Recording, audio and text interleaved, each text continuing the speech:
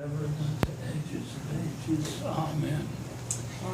During the persecution of the Emperor Licinius, there were two devout lay Christians in Edessa, which is in Armenia, and they supported their fellow Christians, counseling them, praying for them, and encouraged them to stand up for Christ in spite of the persecution.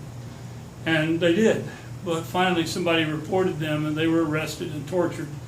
And when the regional eparch demanded that they deny Christ and worship idols or they would die, and they said, if we actually comply with the order of the emperor and worship idols, we will surely die a deeper death than you are threatening us with. So they beheaded them.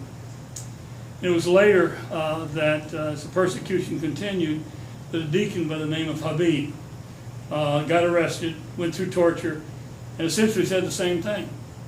And it turned out that his wife recovered his body, and she buried him next to the original two. What was the name of the first one? Shimona. No, Shimona was the second.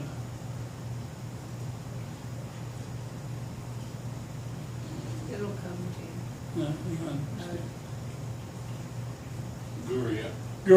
Gurius, and eventually at the end of the persecution era, they built a church over the relics of these three men.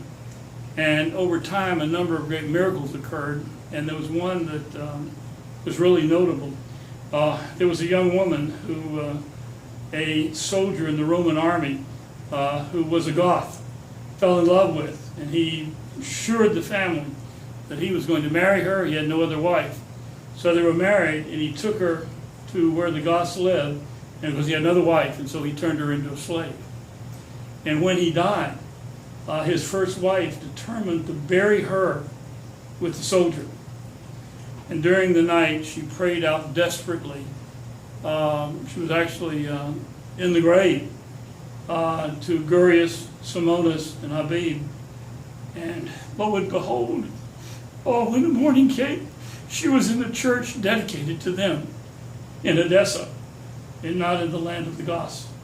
And so her life was saved because of her trust in praying to these three saints who intercede with God in her behalf. And that was only one of the many miracles that occurred. It was a great distance over which she was transported, so that her life was saved from the pagan tradition of burying a slave girl with the master.